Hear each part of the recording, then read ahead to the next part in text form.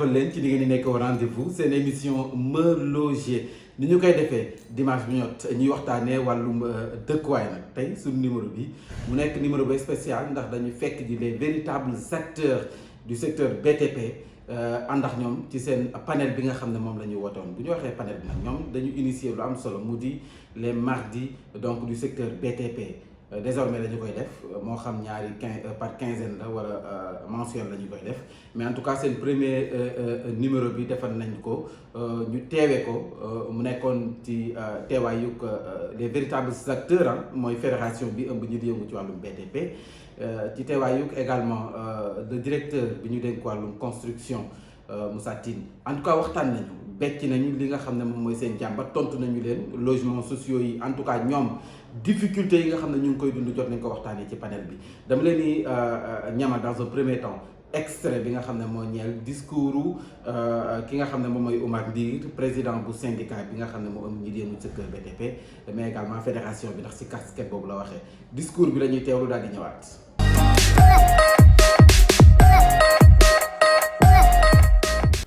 Monsieur le représentant du ministre de l'Urbanisme, il est temps de faire confiance au génie local. Les entreprises sénégalaises du BTP, grandes comme petites, disposent de compétences, de talents et d'un ancrage territorial fort. En cela, l'État du Sénégal joue un rôle stratégique. Faciliter l'accès au foncier, simplifier les procédures d'urbanisme, aider à la levée des financements et surtout assurer une répartition équitable des projets sur l'ensemble des pôles territoriaux. Nous devons encourager la préférence nationale tout en mettant en place des partenariats intelligents avec des investisseurs étrangers pour créer des usines avec des industriels sénégalais. N'est-ce pas, mon cher frère Alassane? Transférer les technologies, mutualiser le savoir-faire, garantir des standards de qualité élevés. Or, force est de constater en parcourant la note conceptuelle relative au programme national d'accès au logement et de rénovation urbaine, et notamment, quand je parcours l'état des négociations entre le ministère de l'Urbanisme et les partenaires investisseurs, je relève ce qui suit. Je cite. Le ministère a conclu avec des partenaires techniques sérieux et compétents au nombre de 9 pour la construction d'au moins 200 000 logements d'habitation d'ici 2029. Il est à noter que ces investisseurs, les 9 dont je parle, ont fait l'objet d'une évaluation technique et financière par un personnel très qualifié.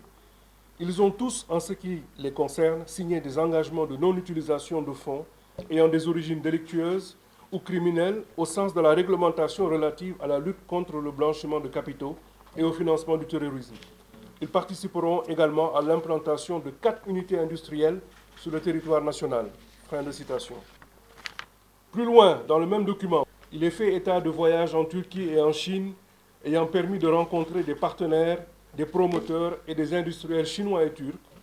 À cette occasion, des accords de coopération et des lettres d'intention ont été signés dans le domaine du logement. C'est donc le secteur privé étranger et non le secteur privé national qui est en pôle position pour la réalisation des 200 000 premiers logements. Il ne nous reste plus qu'à espérer que les entreprises sénégalaises seront, si ce n'est cordialement invitées, tout au moins convoquées pour lancer enfin le programme de construction par le secteur privé national, par vous, messieurs et mesdames, des 300 000 logements restants.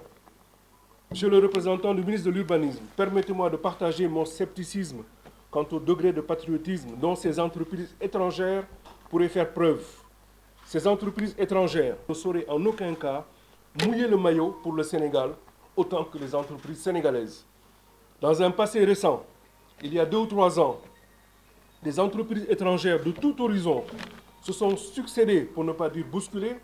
dans la salle d'attente des ministres de l'urbanisme d'alors, promettant monts et merveilles et faisant rêver en couleur nos plus hautes autorités. Il demeure constant que ces grands investisseurs immobiliers étrangers réunis n'ont pas construit au Sénégal plus de logements que la seule SNHLM, que la seule CSE Immobilier, que la seule Sablux ou encore que la seule Cypress.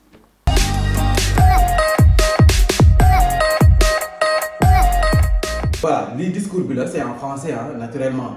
mais nag dañu am benn entretien bu mag bu nga xam ne seq nañu ko moom gannaaw ba mu defee discours ba noppi.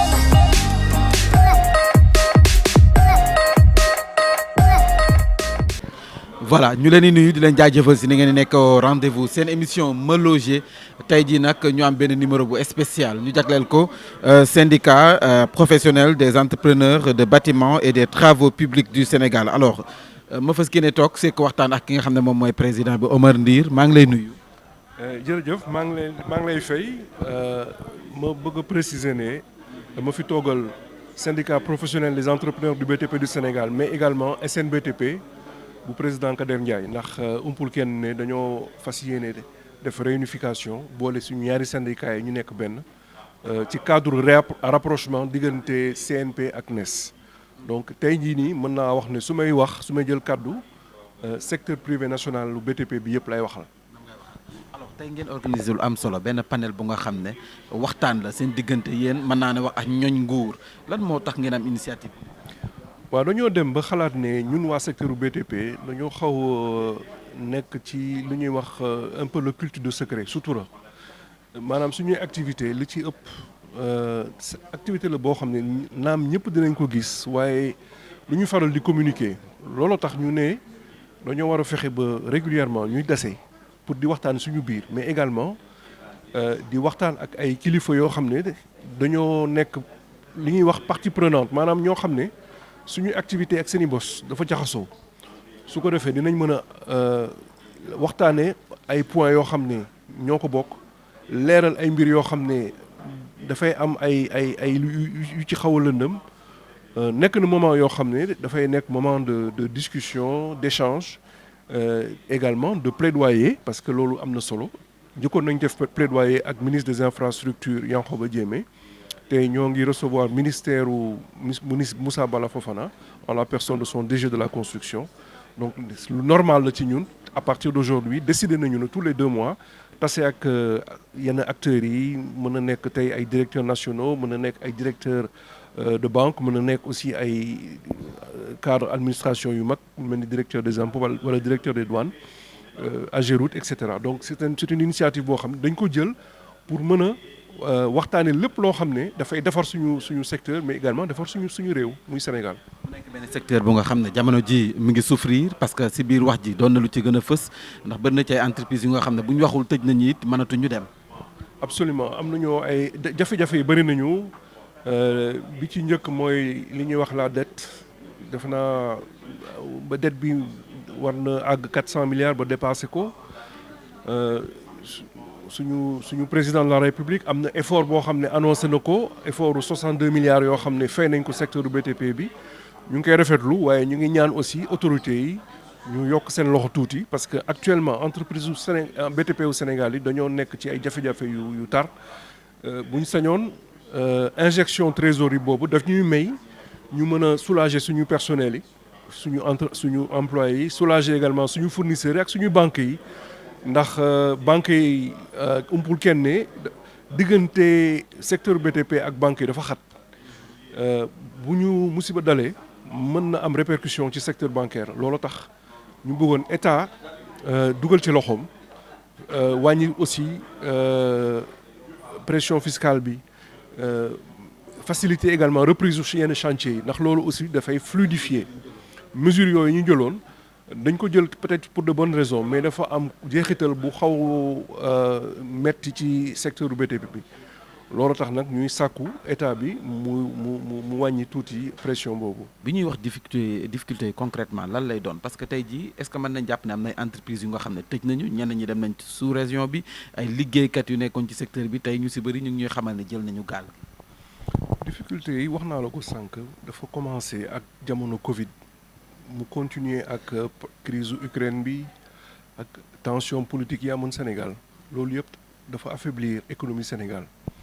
li ñu war a xam mooy 80% de la commande publique sénégalaise BTP la kooku dama koy fàttali chaque fois dama naan BTP mooy secteur boo xam ne boo bëggee defar sa réew da ngay injecter capitaux ci travaux d'infrastructure loolooy développer sa dëkk moo koy structurer gis ngeen li ñu def ci wàllu TER li ñuy def ci wàllu BRT projet yooyu yëpp nekk nañu ay projets yoo xam ne dafa defaraat Sénégal président Wade moom bu muy ñëw jël pouvoir loolu defoon ñu naan góor gi mu ngi liggéey loolu mooy impactu BTP boo décidé jël commande publique jox ko ay étranger jox ko ay bëgguma di tudd ay nationalité mais jox ko ñoo xamante ni dëkkuñu fi bàyyeekoo ñu fi Sénégal alors que Sénégal am na ci secteur privé BTP boo xam ne dafa xarañ ñu xam ko ci sous-région bi mu am ay références nga bàyyi secteur privé boobu jox ko ñeneen forcément day am jeexital te ñu ngi koy dund tey mooy affaiblissement au secteur BTP bi marché wàññeeku na ça veut dire que xaalis trésorerie wàññeeku na mën-mën wàññeeku na référence wàññeeku na emploi wàññeeku na aussi donc loolu mooy suñu mooy problème bi nga xam ne moom la ñuy jooytu am na nag loo xamante ni daaw ñu ko def mooy di ci waxtaan mais samay maam dañ ma jox mandat ni ma président lu ñu bëgg mooy fépp fu ñu war a waxtaanee difficulté BTP yi fexeel ba waxtaane ko ci yar ak teggin ak aussi esprit de contribution par rapport ak question de développement looloo indi suñu waxtaan tey moo indi say suñu rencontre tey. alors pour relancer secteur bi mën nañ ko jàppee noonu yéen a ngi exiger ñu impliquer leen ci programme yi nga xam ne état bi da ko teg jëm ci ay logements sociaux yi ñu ngi wax 500 000 logements 200 000 yi déjà gisu leen ci seen bopp def ngeen calcul bi 300 yi espérer ngeen. waaw xam nga dañoo yàgg dawal yar ak teggin ne tekkaaral du ñu laaj dara dañuy bàyyi ba état wooñu dafa am nag état bu bees boo xam ne dafa ñëw ne ñu yéen secteur privé on ne vous sent pas maanaam doo leen yëngu doo leen impliqué wu ñu ne ko ñun ku ñu may nopp dinañ mën a impliqué wu looloo tax effectivement ci programme mu 500 000 logements boobu dañu décidé dugal suñu loxo 500 000 logements dafa di loo xam ne dafa amal njëriñ dëkk bi yëpp dafa amal njëriñ état bi parce que état mission mooy impulser ay politique notamment politique économique ci politique économique boobu bokk na ci politique du logement am na jeexital bu neex ci citoyen sénégalais parce que ñi soxla kër te mënuñu am kër wala mënuñu am terrain dañoo bëri boo xoolee historiquement suñuy papa suñuy maam doon nañu fexe ba am kër ci njëg bu yomb ak ay termes de paiement yoo xam ne neexoon na ñëpp mënoon nañ am kër muy infirmier bi enseignant bi ak chauffeur bi ak et cetera léegi daanaka da ngay nekk cadre nekk journaliste reporter international baa nga nekk chef d'entreprise pour nga am kër dafay nekk problème donc loolu la ñu bëgg a indiwaat fii Sénégal lëkkaloo nag ak état ak yenn entreprise amoon nañu benn réeroo bu ndaw suñu diggante ak yenn entreprise yu mel ni SNHLM waxtaan nañu suñu biir wut nañu ay mécanismes yoo xamante ni dinañ mën a liggéey ak ñoom liggéey ak état bi teg nañu ci tableau état benn proposition de 300 000 logements dañ ci war a waxtaan ak yeneen composantes état yi comme fonds de l'habitat social comme APIX comme continuer discussion bi ak ministère te gëm naa ne loolu bu ñu ko defee ñu secteur privé dinañ mën a mobiliser ay fonds marché international ak marché local on espère mobiliser à peu près 6 000 milliards de francs CFA su ko defee ñu injecté ko ci économie bi dëgëral suñu entreprise de BTP yi dëgëral suñu entreprise immobilier ba pare créer benn industrie de la construction boo xam ne mooy dàq ci Afrique de l'Ouest. Pôle territoire doon lu ngeen doon waxtaanee tey apparemment du ma ne ay inquiétude ngeen ci am mais am na interrogation yu bari yu des yoo xam ne mu ngi tarauder seen dañoo bëgg état bi gën ñu cee boole pôle territoire nekk na loo xam ne du lu bees xam nañ ko approche boobu nekk na lu baax loo xam ne mën na defar Sénégal mais dañ ko war a waxtaanee dañ ko war a pencoo pôle territoire du question logement kese dañuy xool zone bu nekk ban avantage comparatif la am na zone yoo xam ne industrie extraction moo fay dox am na zone yoo xam ne agriculture wala agro industrie moo fay dox am na zone yoo xam ne service wala beneen secteur am na yeneen secteur yoo xam ne mën nañ fa dox bu ñu identifier secteur bu ne ak zone bu ne lan la ñoom la mën a spécialiser xalaat nañu ne loolu mën a nekk lu baax loo xam ne dafay jur koom-koom pôle territoire bu ne mën a jur koom-koom boo xam ne foog ñu accompagner ak ay infrastructure su boobaa BTP day ñëw dugal ci loxoom secteur énergie ñëw dugal ci loxoom secteur transport bi ñëw dugal ci loxoom loolu mooy développement. accès au foncier nekk na problème bu nga xam ne soulevé ngeen ko fii ngir ngeen mën a liggéey ak nguur gi il faut ñu am yenn loo xam ne dañ leen koy yombalal. accès au foncier bokk na ci mesures yi nga xam ne c'est obligatoire directeur ASEN HLM wax na ko sànq secteur privé wala secteur public kenn mënul dem sans que état yombalal la accès au foncier bi défiscalisation également état dafa war a yombal acquisition équipement yi procédé industriel également dañ ko war a défiscaliser am na ay incitations fiscales yoo xam ne état aussi bu ci dugalee loxoom day faciliter relance su filière bi relance su industrie bi mais aussi day faciliter mise en œuvre programme immobilier donc loolu yëpp la ñu bëgg état bi jàppale ñu ba noppi état am na beneen rôle boo xam ne mooy régulateur bi état moo ñuy ubbil yenn bunt yi am na yenn facilité yoo xam ne mën nañ ci bénéficier mais à condition suñu état gunge ñu les fonds verts les fonds Nations Unies ak yooyu appui la yoo xam ne bu ci état dugalee loxoom ñun mën nañ ci jot. wax nañ leen impliqué ni est-ce que l'espoir est là yaakaar ngeen ne cette fois-ci liggéey bi dina gën a yomb cette fois. Absolument je pense que li gënoon metti te loolu wees nañ ko moo doon boole secteur privé national bi xaw ma ndax seetlu ngeen ko waaye tey interfédération moo recevoir en réalité le directeur général de la construction c'est une interfédération maanaam secteur ak fédération syndicale yoo xam ne dañoo boole ay composantes yu bëri composante immobilier ñu ngi fi woon waa BTP évidemment ñu ngi fi woon waa industrie ñu ngi fi woon banquier ñu ngi fi woon architectes yi ñu ngi fi woon donc loolu boo ko defee ça veut dire que dañoo créer les conditions du travailler ensemble xàccandoo dóorandoo pour que projet boobu mën a am donc li gën a métti def nañ ko liñ soxla léegi mooy état nangu ñu xejal ñu jox ñu suñu place ba pare accompagner ñu parce que xam nañu ne mécanisme yi nga xam ne état bi da koy faral di mettre en place on les a identifiés on les connaît bu ko état defee projet bi day dem. monsieur Ndir ñu lay jaajëfal. ñu ngi leen di remercier bu baax ci seen teewaay yéen waa Sen TV ñu ngi leen di remercier di leen jaajëfal.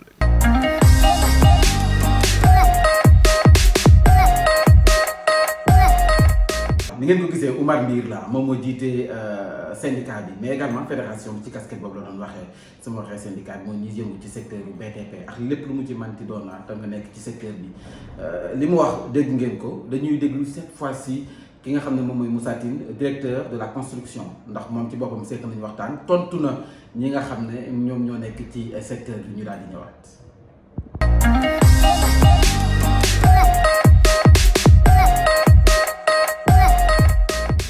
Alors d'abord damay rafetlu événement bi rafetlu rencontre bi rafetlu tamit organisation bi ndax lii la ñuy xaar ci service ci secteur privé moo ñu organiser wu ñu mën a ñu wax ñu ñoom seen i jafe-jafe seen bëgg-bëgg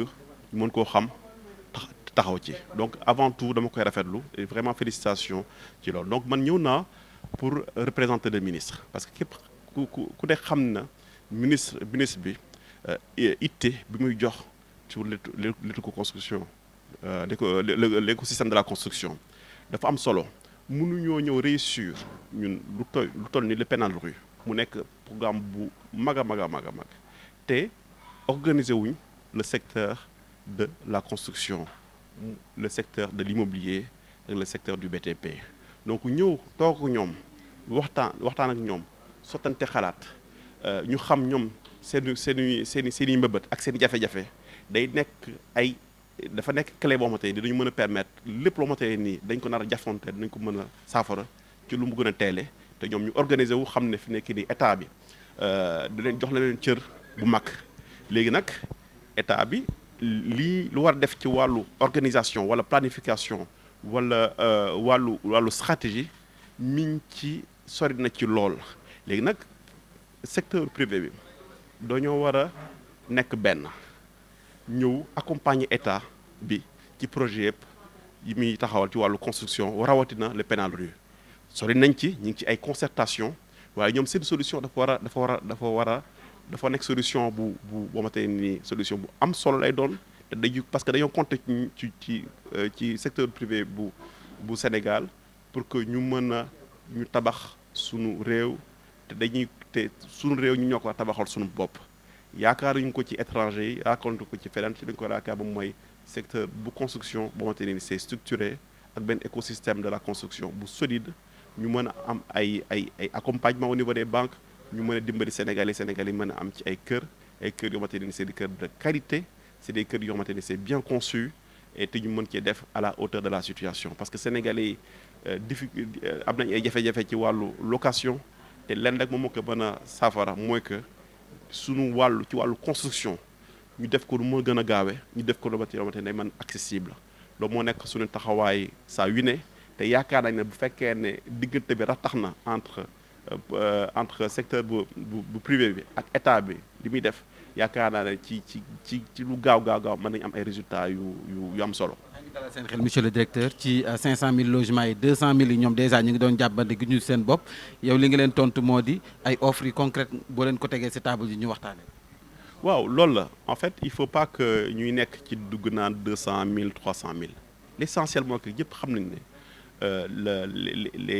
le programme s'adresse à tous les professionnels rawatina les Sénégalais seen programme la defaluñ ko keneen pour les Sénégalais léegi nag Sénégalais ñoo war a organiser wu waaw bu fekkee ne am na ñoo xamante ne nii gëm nañ ne ñoom am nañ capacité technique et financière pour ñëw répondre ci programme bi ils sont les bienvenus bu fekkee ne am na ñoo xamante ne nii ñoom dañuy nekk ensemble dañuy groupé wu de benn consortium comme ni ñu ko proposé tey mën nañ répondre ci 100 ci 50 20 300000 400000 peu importe l'essentiel mooy que le besoin est là tey xayma nañ ko à 500000 te loolu dañ ci am benn place boo xamante ne nii kenn naataliwu ko seen rôle la ñoom privé yi ñu war a ñëw manifester wu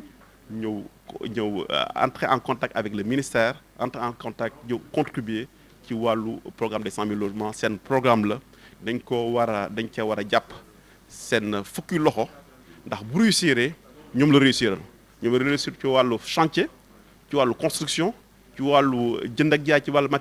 matériaux ak lépp loo xamante ne wàllu formation la ak construction donc sénégalais yi la waaw waaye nag dañoo nekk ci benn àdduna boo xamante ne àdduna bu c'est un monde ouvert ñi xamante ne ils viennent à l'étranger bu ñu ñëwee ñu remplir les conditions pour ñu mën a dugg ci programme bi aussi sont les bienvenus mais sénégalais di jàpp war nañ jàpp ne ñoom seen programme la les professionnels ñoo war a taxawee à côté de l'État pour ñu jàppale l'État ak seen fukki loxo pour que ñu mën ko réussir parce que bu ñu ko réussir ñoom la ñu réussir. est-ce que jot nañu kon dëkkuwaay mën na fi doxee gën a yomb ci le sénégalais lambda. il faut que mu accessible ndax sénégalais bi moyen wu sénégalais bi xam nañ ko xayma nañ ko waaw te mënuñoo ñëw def ay logements yoo xamante ni du accessible ak sénégalais ils ont des moyens qui sont limités te dañoo nekk secteur yoo xamante ni daanaka 80% c'est dans l'informel mënuñoo ñëw tabax ay kër yoo xamante ne nii Sénégal duñ ci mën a am accès léegi bu ñu naan accès au logement dañ koy yombalal ci fànn yu bëri ci fànn accès foncier bi ñi xamante ne dañoo bëgg a def parcelle viabilisée ñu mën koo jël def l'autoconstruction encadré nag parce que mënuñoo ñëw rek jaay ay terrain ku ci nekk ñoo tabaxal lu la ne il faut que ñu encadrer mbir mi waaw donc loolu mooy wàllu terrain yi ak ñi xamante ne nii ñoom mën nañ jënd directement waaw ak ñoo xamante ne nii peut-être ñoom location vente yi lay mën a jëndee ak ñoo xamante ne nii nag ñoom di difficile ci moment bu ñu toll mënuñu am logement parce que seen moyen mayu leen ko waaye fekk loolu bu ñu ko développé ak les parapublics SNHLM SICAP ñu taxaw ci ñoo xamante ne dañ mën a am benn location xamante ne nii dina nekk location bu vraiment jàppandi boo xamante ne nii du cher comme ni ñu koy cher nii yooyu yëpp bu fekkee ne conjugué na yooyu yëpp dina mën a permettre nag ñu soulager sénégalais yi parce que lépp lu ñu fiy def bu ñu wax naan industrialisation wala ñuy wax wàllu même étrangers yi ñëw parce que ils viennent avec des offres financières et techniques voilà donc lépp lu ñuy wax rek mooy que tout simplement l'objectif mooy que nañ mën a construire suffisamment de maisons wala de logements yoo xamante ne nii dina mën a Sénégal dinañ ko mën a am accès c'est-à-dire que dina mën a toll ak ce que les Sénégalais sont capables d'acheter te mu nekk loo xamante ni c'est raisonnable. xam nga affaire logement dafa nekk loo xamante ni dafa yaatu mooy mënoo ñëw bëgg a tëral programme yu toll nii te communication bi des il faut que ñu liggéey ci communication bi te il faut que ñu am benn cohérence dans la politique am na les grandes décisions xamante ne ni étape bi moom moo ko jël poser les bases les grandes orientations corriger mu wala corriger mu mettre les bases loolu dañee ba ba leer acteurs privés yi ñëw jouer seen rôle ci biir loolu dina am benn communication bu am importance boo que ñun li ñu décidé def ak capacité promoteurs yi loolu day am ay événements dañ koy kii mën a tënk mu nekk salon moo tey nii Sénégalais yi dinañ mën a ñëw en masse ñëw Diamniadio parce que salon bi ñu ngi koy def du 22 au 25 ci biir loolu am na partie moo tey dañ koy defee Diamniadio mooy centre des expos ak yenn débat yi parce que dañ koo cumuler ak le premier symposium des architectes moom moo nekk benn période bu vraiment propice pour que Sénégalais yi bëgg am information la bonne information pour xam nan la ñu mën a amee kër ñu fekk ñëpp ñu xam ñu ñoo fekk les promoteurs privés fekk les parapublics comme SNHLM SICAP mën nañ ñëw xool gis li ñuy def ñu créer le contact tamit ñun tamit ñu mën a xam ñu mën a xam Sénégalais yi seen bëgg-bëgg coopérative yi mën a ñëw donc du coup ñëpp ñoo xamante ni dañuy nekk des parties prenantes ci wàllu habitat ñu am benn moment wante dañu leen ko dédié mooy que Sénégalais yi mën a rencontrer les professionnels et vice versa on fait rencontrer l'offre et la demande ñu xam ne lii mën a nekk ñu mën a renouer vraiment à ce lien c'est important il faut que Sénégalais yi li nga xamante ne mën nañu ko def Sénégal ñu mën ko valoriser le savoir-faire local valoriser que les Sénégalais yi mën koo xam ñi nekk Sénégal ak ñi nekk bitim réew waaw ndax quand on s'adresse à la diaspora on s'adresse aux Sénégalais et c'est important que Sénégalais yi xam fa lañ toll ci wàllu logement ak tamit ñu mën a communiquer décisions yi état bi def ci li muy taxaw ak fu mu nekk ak fu muy dem ak le programme fi ñu jëm ak le programme des logements sociaux waaw merci. dëgg la waaye architecte la donc man maa ngi ci je suis architecte maa ngi ci milieu bi donc voilà en tout cas félicitations du travail et voilà l'État est là en tout cas accompagner les Sénégalais dans leur vraiment projet d'accès au logement.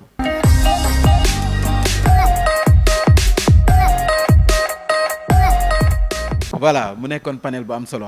ni ngeen seetloo tey seen émission Me Loger mu nekkee numéro bu spécial ñu jagleel ko secteur BTP bi ndax fédération bi nga xam ne moo ñi di yëngu ci wàllum bâtiment ñoom ñoo fi daje tey ji banqaas boo si manti laal waxtaan tey ji ak ki nga xam ne moom moo nekkoon ministre malheureusement ministre bi ñëwul nag ki nga xam ne mooy directeur bi ñu dénk wàllum construction wala bâtiment fii di Moussa Tine moom moo ñëw représenter le ministre ñu waxtaan fi waxtaan bu am solo gis nga ni ñu ko tënkee Oumar Ndir dikkaat na si li ñu fi waxtaanee muy jàmbat yi mais également Moussa Tine architecte bi le directeur général andi leen nañ si ay tontu ay assurance xel mën na dal njortees nañu ni kon peut-être dinañ dem ba dëkkuwaay mën a accessible yomb si le Sénégalais lambda en tout cas mooy suñu souhait te loolu moom mooy bëgg-bëgg émission Me Loger bi nga xam ne li ko tax a jóg mooy gunge leen jox leen les bonnes adresses jëm ci wàllum dëkkuwaay mu ngoog Mohamed Diaw moo nekkoon ci caméra bi Mambay Ndiaye ci présentation bi Didi Manivar moo nekk si montage bi su dee soob na borom beneen numéro lay doon ci Me Loger jaa ngeen jëf